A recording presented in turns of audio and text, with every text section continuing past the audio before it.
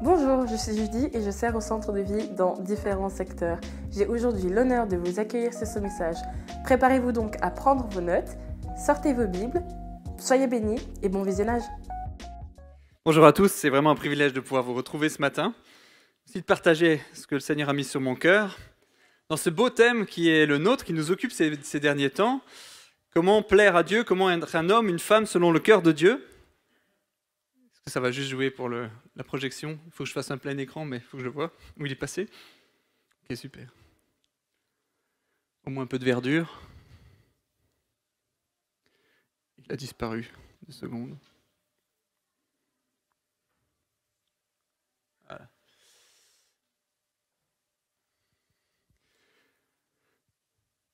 S'il y a bien une notion qui est essentielle pour plaire à Dieu, c'est bien celle de la foi.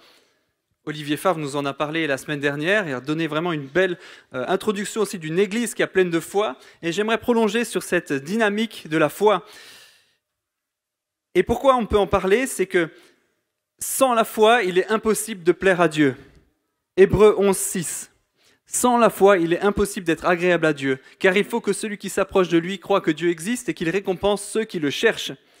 La foi seule nous permet d'être agréable à Dieu. Mais comment ça marche? J'aimerais qu'on puisse creuser ça ensemble ce matin, un peu creuser la dynamique de la foi qui permet de plaire à Dieu. Dans cet objectif d'avoir un cœur selon le cœur de Dieu, quelque chose qui lui plaise en nous, la foi est un fondement qu'on ne peut pas éviter, c'est nécessaire. Et j'ai été frappé, j'ai aussi, comme Olivier, relu pas mal de passages sur la foi et parcouru, je pense, l'ensemble des épîtres sur ce sujet-là pour essayer de trouver quelque chose. Et ça a orienté mon regard sur un axe particulier. Et j'aimerais vous partager, dans la première épître aux Thessaloniciens, j'ai trouvé quelque chose d'assez nouveau à mes yeux et que j'aimerais vous partager. Et j'ai réalisé à quel point, dans un premier temps, Paul est vraiment angoissé. Il est angoissé que la persécution, que la douleur, que les difficultés de la vie des chrétiens qu'il a formés là-bas leur aient fait perdre la foi. Qu'il ait travaillé pour rien, en vain. Qu'il ait formé, qu'il ait travaillé dans leur cœur, qu'il ait enseigné, qu'il ait partagé l'évangile, qu'il ait fait des signes, des prodiges. Enfin, on ne sait pas, il a parlé avec force et avec puissance et avec vraiment par l'esprit. Et on se demande qu'est-ce qu'il a fait. Et puis, quand il est reparti, il entend parler des persécutions, des difficultés, des souffrances. Et puis, il se dit, mais mince, est-ce qu'ils ont perdu la foi?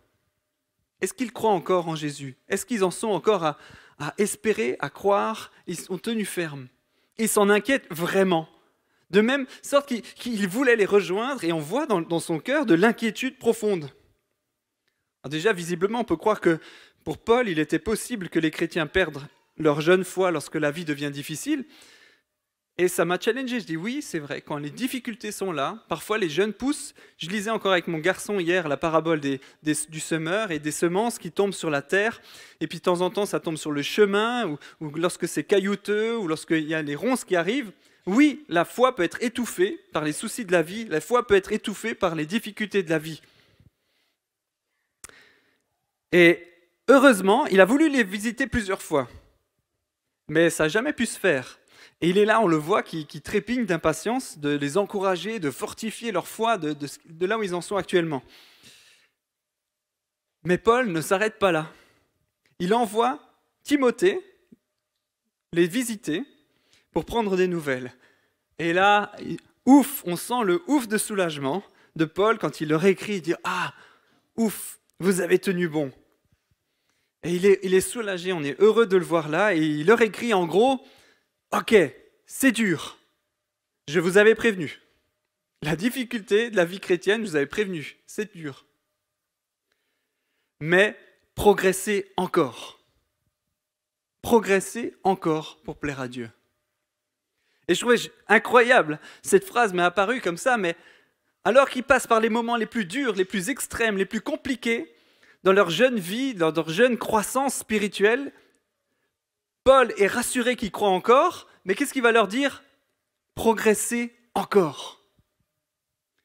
Il ne leur dit pas « combattez le méchant, intercédez pour la victoire, triomphez avec Christ, brisez les forteresses, ayez une foi combattante, résistez au mal. » Non. Il leur dit « continuez, continuer de progresser encore à plaire à Dieu. On parle beaucoup de la foi triomphante, la foi qui renverse les forteresses, et c'est parfois la seule vision de la foi qu'on a, une foi triomphante. Mais ici, on a affaire à une foi persévérante, une foi qui endure et une foi qui cherche à plaire à Dieu. Il leur demande de continuer de se séparer du mal. Il leur demande d'être irréprochables devant Dieu. Il leur demande de chercher à plaire au Seigneur de tout leur cœur. De vivre une réalité qui est différente du monde, de vivre une réalité qui est différente de la pression qui les entoure et de cultiver la lumière dans les ténèbres. Pour que réellement la paix, l'amour, la joie, la perspective future leur donne du courage pour endurer, pour avancer et pour persévérer jusqu'au bout. Et comment il opère ça, comment il fait? Et j'ai été frappé par la manière dont il leur donne cette perspective. Et il leur dit, regardez à la récompense. Regardez ce qu'il y a devant. Paul leur rappelle leur destinée céleste. Et voilà ce qu'il dit, il leur rappelle les fondements de leur espérance, les fondements de leur foi, et il leur dit, à la fin des temps, Jésus va redescendre du ciel.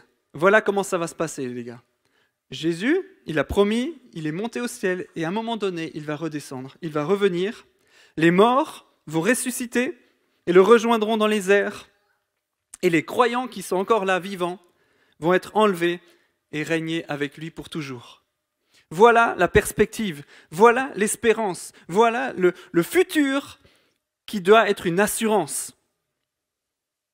Et pourquoi il fait ça? J'étais frappé aussi de constater que ce n'est pas le seul à faire comme ça. Les apôtres parlaient de la future rencontre avec Jésus pour motiver la foi et tenir, persévérer à se rendre prêt et pur pour la fin. Certes, il y a des persécutions. Il y avait une grosse pression pour les premiers chrétiens. Leur foi était écrasée, était dans un écrin de douleur et de difficultés. Mais aujourd'hui, les pressions sont différentes, mais moins frontales peut-être, mais certainement difficiles pour tous les chrétiens. Nous devons nous encourager dans notre espérance, nous encourager dans ce qui vient pour tenir aujourd'hui et pour persévérer à chercher à plaire à Dieu. Nous motiver à vivre selon le cœur de Dieu aujourd'hui. Et les apôtres ont tous fait un peu quelque chose comme ça. J'ai essayé de résumer en quelques phrases. Jacques nous parle, il nous dit ça. L'épreuve de la foi produit la persévérance qui permet d'être qualifié sans défaut et complet. Pour Pierre, il exprime ça comme ça. La valeur éprouvée de votre foi aura pour résultat la louange, la gloire et l'honneur lorsque Jésus apparaîtra. Il y a toujours la perspective qu'un jour, Jésus va revenir et un jour, on va se tenir dans la présence de Dieu. Dans 2 Pierre, il dit « Faites tous vos efforts pour qu'il vous trouve sans tache et irréprochable dans la paix. » Et à un moment donné, on se retrouve devant la présence de Dieu. Jésus va nous ramener avec lui et va nous dire « Comment tu es? Est-ce que tu vas te présenter avec des taches, des défauts? Ou est-ce que tu vas faire tes efforts? Est-ce que tu as travaillé pour être sans tache et sans défaut lorsque tu vas te trouver devant lui ?» Paul dit comme ça, « Il faut que vous restiez fondés et inébranlables dans la foi pour paraître devant lui saints, sans défaut et sans reproche. » Jean parle de la récompense des vainqueurs. Dans toute l'Apocalypse, il est question de récompenser ceux qui tiendront jusqu'au bout, les vainqueurs. « Sois fidèle jusqu'à la mort et je te donnerai la couronne de la vie. » Et même dans Jude, il dit « Dieu peut vous faire paraître devant lui irréprochable. » Quel encouragement, mais quelle perspective également. L'idée que dans l'éternité, un jour, on va rencontrer notre Seigneur et il va nous dire « Mais comment tu te tiens devant moi ?» Est-ce qu'on va participer à nous rendre prêts pour ce moment merveilleux? Est-ce que la perspective divine de rencontrer Jésus motive notre vie d'aujourd'hui? Dans toutes ces lectures, j'ai compris un autre aspect de notre verset du jour. Sans la foi, impossible de plaire à Dieu. En fait, la foi, c'est avoir les yeux, le regard fixé sur la récompense à venir. Un jour, le Seigneur va récompenser ta fidélité. Un jour, le Seigneur va récompenser ta persévérance. Le Seigneur va récompenser ton envie de lui plaire au quotidien. Un jour, le Seigneur va pouvoir se réjouir de ce que tu as tenu ferme, tu as tenu bon, tu t'es séparé du péché, tu as voulu être pur devant sa présence. Cette espérance va déterminer ton comportement aujourd'hui. Ça va débloquer des choses incroyables qui vont te permettre de braver la peur. Pour ça, il faut croire que Dieu existe. Il faut croire qu'il est bon et il faut croire qu'il récompense. Voilà le processus que ça marche. Dieu existe, Dieu est bon et Dieu récompense. Dans Hébreux 11, le grand chapitre de la foi, il dit « C'est dans la foi qu'ils sont tous morts, sans avoir reçu les biens promis, mais ils les ont vus et salués de loin et ils ont reconnu qu'ils étaient étrangers et voyageurs sur la terre. Ceux qui parlent ainsi montrent qu'ils recherchent une patrie. S'ils avaient eu la nostalgie de celle qu'ils avaient quittée, ils auraient eu le temps d'y retourner. Mais en réalité, ils désirent une meilleure patrie, c'est-à-dire la patrie céleste. C'est pourquoi Dieu n'a pas honte d'être appelé leur Dieu, car il leur a préparé une cité. » Voilà, mes amis, l'espérance qui est la nôtre.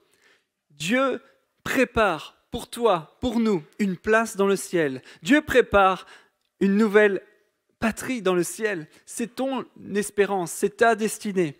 Être avec lui pour toujours dans l'éternité. C'est se réjouir dans sa présence. Et aujourd'hui, les héros de la foi sont ceux qui ont été capables de quitter l'ancien, de quitter la patrie ancienne, de quitter ce qu'ils avaient pour entrer dans la nouvelle patrie, pour aller vers l'éternité, dans le pays de la promesse.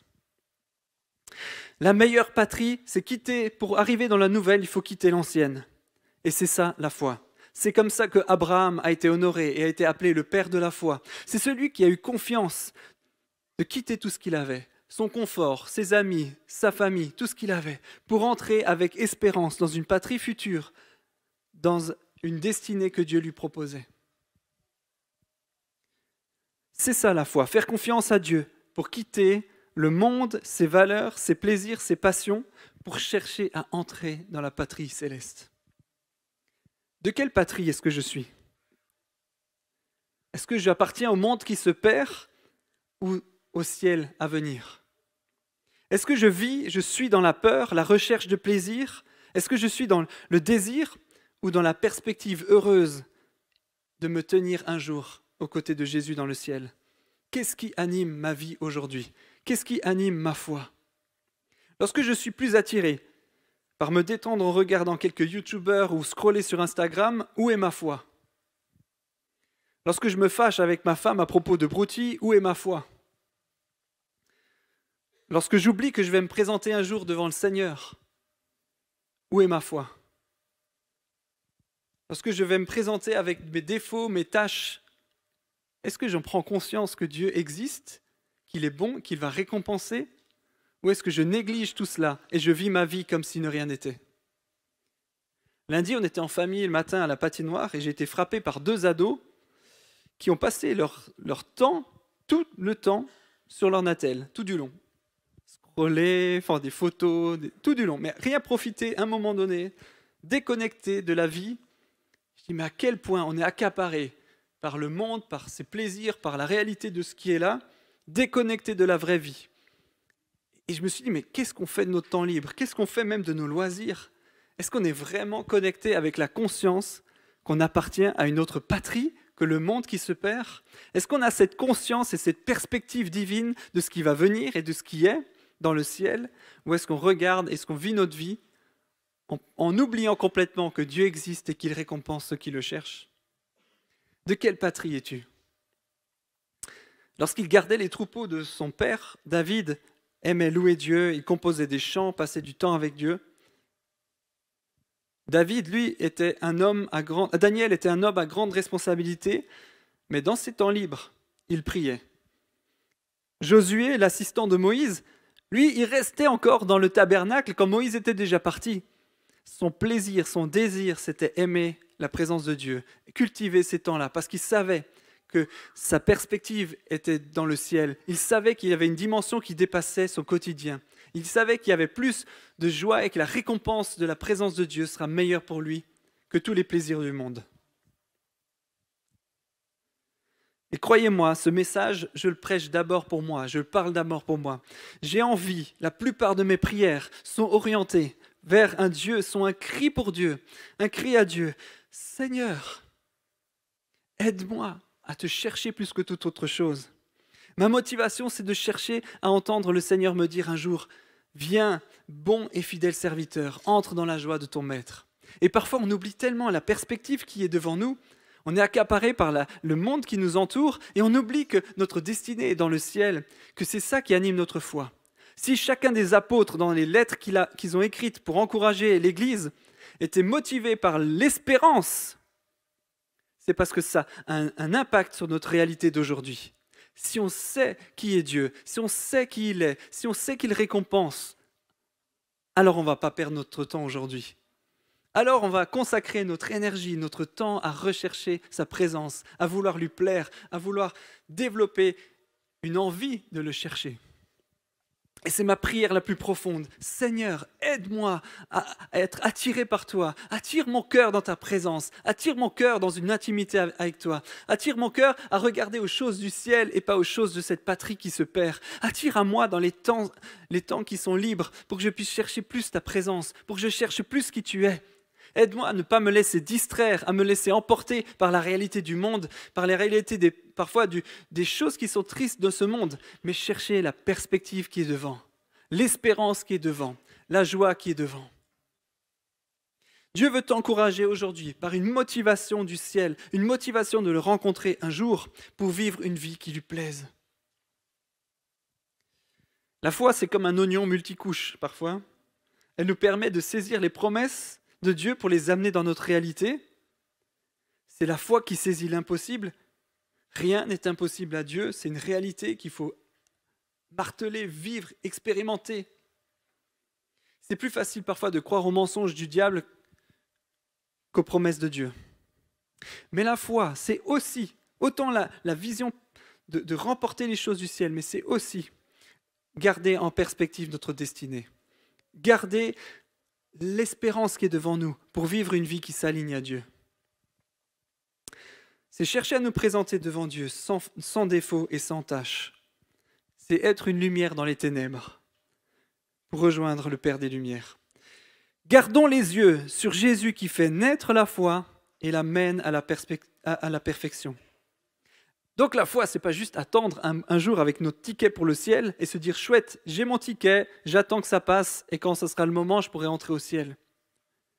La foi, c'est entrer maintenant, aujourd'hui, dans une dimension de cultiver sa présence, de se réjouir de qui il est et d'entrer dans se dire « ouais, le Seigneur va récompenser ». Chaque minute que tu vas passer dans le temps secret avec Dieu va être récompensée. Chaque chose que tu investis dans le royaume de Dieu, il y a une récompense. Chaque moment que tu fais, il y a un système de récompense dans le royaume de Dieu. Ou lorsque tu le cherches, il te récompense. Lorsque tu le cherches, il se laisse trouver.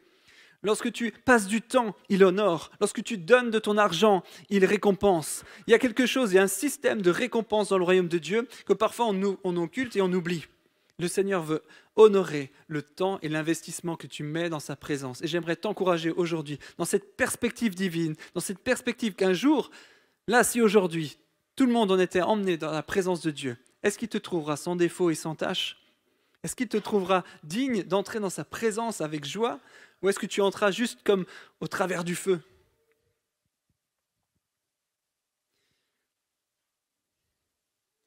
Le grand chapitre de la foi se termine par cette belle illustration de tous ces héros de la foi qui nous encouragent à courir avec persévérance pour nous éloigner du péché et des soucis.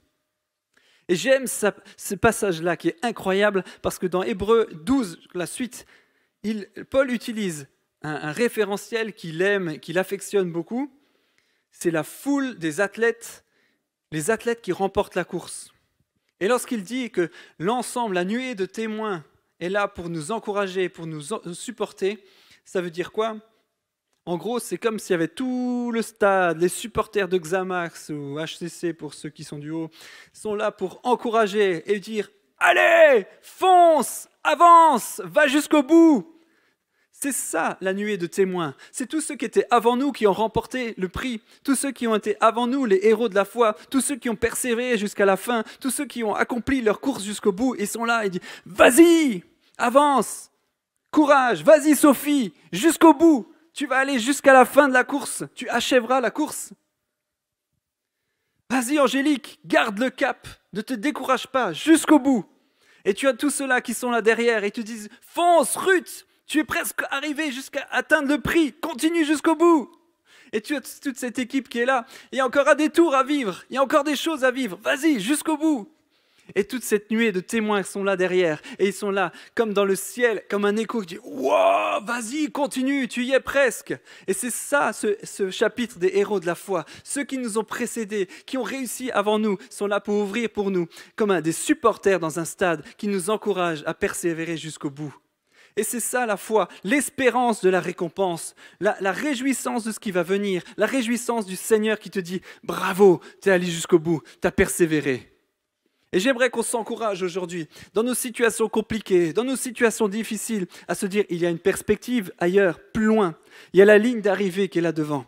Est-ce que tu vas continuer ou t'arrêter au bord du chemin? Est-ce que tu vas dire, oh les soucis c'est trop dur, je m'arrête, je lâche l'affaire, je dépose les plaques? Ou la distraction du monde? Et j'aime comment aussi Paul il décrit ça, il utilise des illustrations pour décrire comment est-ce qu'on peut aller jusqu'au bout de la course. Et dans cette perspective-là, des héros de la foi, moi j'entends comme ma grand-mère qui me dit « Vas-y, fonce !» C'était une héroïne de la foi, toute simple, une foi simple, efficace. Elle était là, je me souviens de ses prières, confiante, droite, courageuse, pleine de joie, pleine d'espérance. Et je sens comme si c'était un encouragement pour moi. J'ai grandi avec cette foi-là qui m'encourage. Est-ce que toi aussi tu vas être un supporter pour d'autres? Est-ce que toi aussi tu vas encourager d'autres à être comme un héros pour les suivants, un héros pour les générations suivantes, à persévérer, à leur montrer qu'il est possible d'atteindre le but? Quand elle est partie vers le Seigneur, ma grand-mère était dans une paix, une joie de voir le Seigneur. Et moi j'étais encore gamin et je dis mais je me réjouis que tu salues Seigneur pour moi. Je savais qu'elle allait rencontrer Jésus, je savais qu'elle allait le rencontrer vraiment face à face. Ça encourage ma foi, ça me motive à vivre aujourd'hui une vie qui lui plaise. Et Paul mentionne 2 obstacles, 2 choses qui qui pourraient nous empêcher de finir la course. Et en voilà 2. Le premier, les fardeaux. Les fardeaux, ce sont les poids dont il faut se délester. C'est les choses qui sont lourdes derrière nous. Venez à moi, vous tous qui êtes fatigués et courbés sous un fardeau, et je vous donnerai du repos. Voilà la promesse de Jésus. Lorsque tu es chargé, tu sens que tu ne vas pas y arriver jusqu'au bout de la course. Lorsque tu sens que les soucis sont trop grands. Lorsque tu sens le poids qui t'empêche de persévérer. Voilà la promesse de Jésus. Venez à moi, venez vers moi, c'est moi qui vous donne du repos. Les soucis, c'est les poids dont il faut se délester pour avancer. C'est lorsqu'on est trop chargé, lorsqu'un bateau est trop chargé, il doit se délester parce que sinon il va être emporté par la tempête. C'est les soucis de la vie, les peurs du lendemain, les embûches, les persécutions. J'ai appris qu'il y a parmi nous des personnes qui doivent cacher leur foi, même à leur conjoint, parce que c'est tellement dur et tellement difficile. La persécution, ça existe même aujourd'hui. Le fait d'être courageux pour sa foi, ça existe même en Suisse, même aujourd'hui. Et il y a des héros parmi nous, des héros de la foi qui continuent d'espérer, de croire et de saisir les victoires du Seigneur. Et je vais vous honorer aujourd'hui. Bravo pour votre courage, bravo pour votre persévérance jusqu'à aujourd'hui. Mais aujourd'hui, j'aimerais juste te dire, continue encore, persévère encore. Ne t'arrête pas en chemin, continue. Décharge tes soucis, décharge tes fardeaux, décharge-toi de tout ce qui est trop lourd sur ta vie pour continuer d'achever la course jusqu'au bout. Aujourd'hui, le Seigneur t'invite, si tu es chargé de soucis, si tu te sens lourd, à déposer tes fardeaux, déposer tes soucis aux pieds de Jésus pour achever la course. Aujourd'hui, dépose ton fardeau, cours la course jusqu'au bout et ne te laisse pas alourdir par la vie parce que tu as une autre perspective et une autre récompense qui est devant. Le deuxième obstacle à une course, c'est le péché. Paul utilise une illustration comme un athlète qui a un vêtement trop ample et trop grand et dans lequel on s'encouble et on prend les pieds. Une toge trop longue, trop grande et pas adéquate. Le péché qui vous enveloppe si facilement. C'est dans cette idée-là que le péché peut t'envelopper, te prendre les pieds, tu t'encouples et tu tombes. C'est un obstacle qui t'empêche de remporter la coupe. Rejetons le péché, car Jésus a payé pour notre liberté. Paul est clair là-dessus. Et voilà, il a listé les choses essentielles qui peuvent nous empêcher d'avancer et ce qui nous encouble si facilement. Renonce à l'amour de l'argent, renonce à vouloir être riche, à vouloir posséder, à vouloir avoir accumulé des richesses. Renonce à ça, ça ne sert à rien. Ça t'encouble, ça va t'empêcher d'avancer. Renonce à tout ce qui est immoralité, tout ce qui est lié au sexe, à la mauvaise utilisation du sexe. Renonce à tout ça. Renonce parce que ça va te faire un piège, tu vas tomber, tu vas trébucher si tu rentres là-dedans. Renonce à avoir des paroles méchantes. La langue est un feu. Renonce aux paroles méchantes. Renonce à la critique. Renonce à la méchanceté. Renonce à ce qui peut faire du mal parce qu'avec ça, tu vas t'encoubler. Ça va te retomber dessus. Renonce à tous les agissements mauvais. Et il n'y en a pas 36. Régulièrement, j'ai relu les listes. C'est régulièrement sur ces points-là que Paul insiste. Tout ce qui est soif de posséder, jalousie, envie d'avoir et de posséder, tout ce qui est lié à la sexualité, au mauvais désir, à la cupidité, au mauvais désir et à tout ce qui est méchanceté et la langue en particulier. Si on évite tous ces points-là, si on évite dans nos vies, on se débarrasse de ces mauvais vêtements, si on se débarrasse de tout ce qui peut nous encoubler, le Seigneur va te donner le courage et la persévérance d'aller jusqu'au bout. Mais à toi de faire ta part, décharger tes soucis au pied de la croix et enlever ton péché parce que Jésus te purifie. Si tu fais ça et tu renonces au péché et tu déposes tes fardeaux, la promesse d'accomplir la course est devant toi. La perspective divine est devant toi. Et j'aimerais t'encourager. Persévère à faire le bien. Persévère à faire encore mieux. Continue de vouloir aller davantage dans la foi, dans une vie de foi qui fait la différence, dans ton quotidien, pour être réellement une lumière dans ce monde qui se perd, pour être vraiment quelqu'un qui fait la différence. Oh mes amis, si nous avons les yeux de la foi, on peut voir notre héritage dans le ciel, notre héritage éternel. Que notre motivation de plaire à Dieu nous anime aujourd'hui pour pouvoir aller jusqu'au bout et achever notre course.